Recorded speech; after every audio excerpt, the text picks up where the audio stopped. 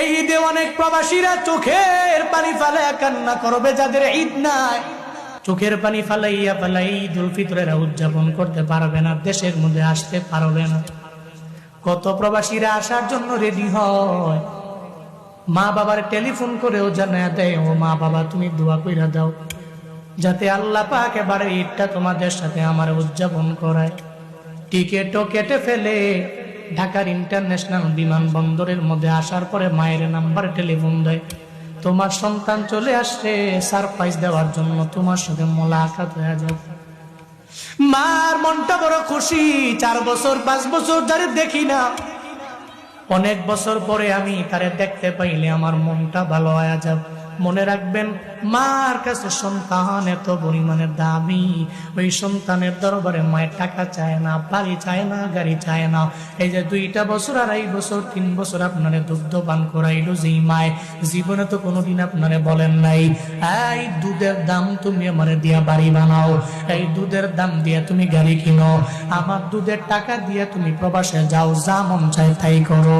মা জীবনে বলে না রে বাবা, আপনি আমি তো মিস করতে পারি না, প্রবাসীরা এরা ভালো করেই জানে, এরা মায়ের আদরটা পরিপূর্ণ মিস করে রে বাবা।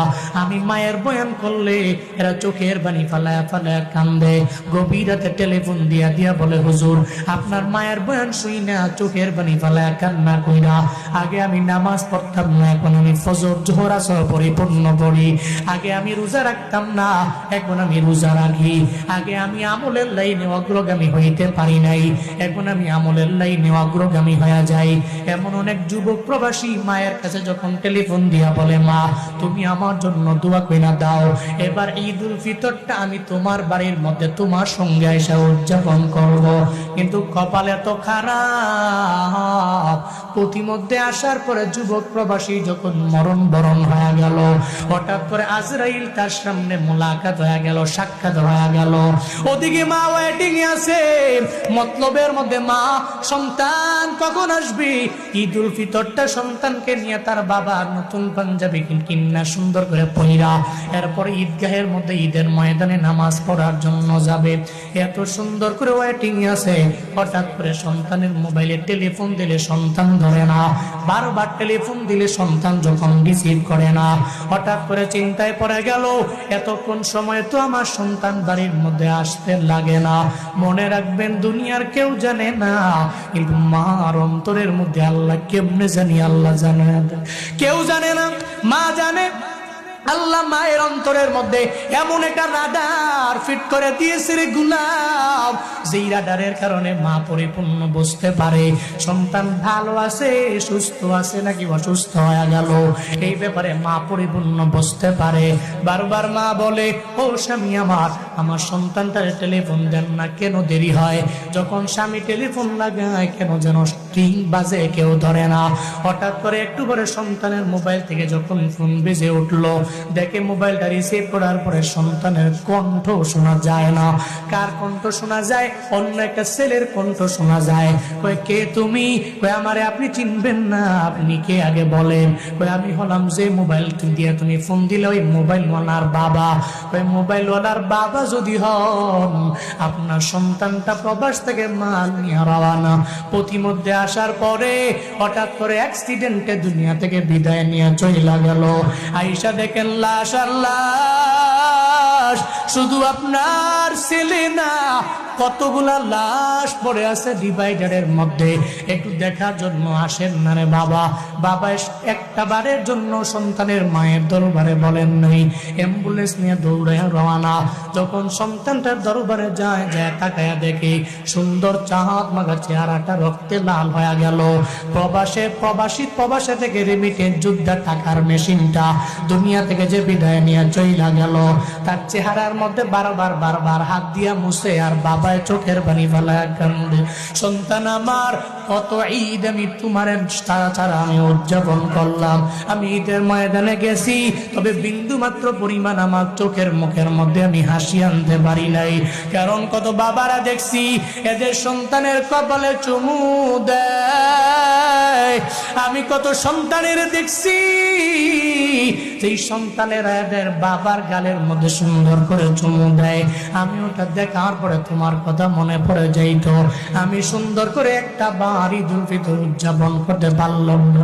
এবার যাই তুমি আসলা, আমি তোমার নিয়ে ঈদের ময়দানে যেতে পারবো না। ও সন্তান আমার, কত রাত তোমার মা তোমার জন্য ঘুমাইতেও পারে নাই। রাত 12টা যখন বেজে গেল, হঠাৎ করে হঠাৎ করে ঘুম থেকে জেগে চোখের পানি ফেলে কানলো। আমি বললাম কান্দো কেন? ওই সন্তানটারে প্রবাসে রাইখা আমি মা ঘুমাইতে পারি না। ও ঠিক মতো খাইলো কিনা, ও ঠিক মতো ঘুমাইতে গেল কিনা, ও ঠিক মতো আরাম করতে পারে কিনা, ও ঠিক মতো কাজকর্মের মধ্যে যাইতে পারে কিনা, এই চিন্তা নিয়ে কত রাত তোমার মা আরামের বিছানার মধ্যে ঘুমাইতে পারে নাই। ও সন্তান আমার, আজকে আমি বাড়ি যাওয়ার পর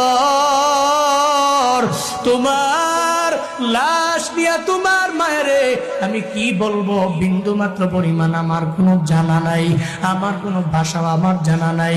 তোমার মায়ের দরবারে কোন বডি নিয়ে আমি বলবো ধরো তোমার সন্তানটারে তুমি জীবনের শেষ বিদায় দিয়া দাও। কথা বেশি না বাড়াইয়া অ্যাম্বুলেন্স নিয়ে বাবায় যখন রওনা, এদিকে মার মনে অনেক পরিমাণে খুশি আর আনন্দ। এত বছর পরে সন্তান আসবে, হঠাৎ করে অ্যাম্বুলেন্সের সাউন্ড যখন গ্রামের মধ্যে শুনতে পায়, মায়ের মনটা খারাপ হয়ে গেল। হঠাৎ কেন আমার এলাকার মধ্যে অ্যাম্বুলেন্সের সাউন্ড শুনতে পাই, এই চিন্তায় পরে মা দৌড়ে দরওয়াজা ওপেন করে উঠানের সামনে গিয়া মা দাঁড়ায় রইল, কোন সময় আমার সন্তানটা আমার কাছে আসবে। হঠাৎ করে দেখে অ্যাম্বুলেন্স অন্য কোনো বাড়ির মধ্যে যায় না, প্রবাসে থাকনেওয়ালা ওই টাকার মেশিনটা অ্যাম্বুলেন্সে কইরা মায়ের মানিকটা মায়ের সামনে রওয়ানা। তাকায় দেখে সন্তানের লাশ মায়ের সামনে যখন হাজির হয়ে গেল, মা চোখের পানি ফেলে ফেলে কাপড়ের আঁচল দিয়া চোখের পানি মুছে, আর একটা পর্যায়ে বারবার চোখের পানি ফেলে কান্না করে, ও সন্তান আমার, কেন তুমি আমারে বিদায় দিয়ে চইলা গেলা? তোমার গোসলের জন্য আমি গরম পানি রেডি করলাম একটু আরামের গোসলের জন্য, এখন তুমি চাইলেও আর গোসল করতে পারবা না। এখন ওই গরম পানির ভিতরে একটু বড়ই বাদা দিয়া আবার গরম কইরা তোমার জীবনের শেষ গোসলটাও দিয়ে দেওয়া লাগবে। ও সন্তান আমার, আমি মা তোরে ছাড়া কেমনে থাকবো আমায় বল? আমি মা তোরে ছাড়া ঈদুল ফিতর কেমনে উদযাপন করবো আমায় বল? আমি মা তোরে ছাড়া ঈদুল আজহা কেমনে উদযাপন করবো আমায় বল? আমি মা তোরে ছাড়া ঈদ উদযাপন করতে পারবো না। চোখের পানি ফালাইয়া কাপড়ের আঁচল দিয়া বারবার পানিগুলা মুছে, আর সন্তানের দরবারে মা চোখের পানি ফালাইয়া কান্না করে। এমন ভাবে অনেকের মরণ হয়, ঈদ উদযাপন করতে পারে না।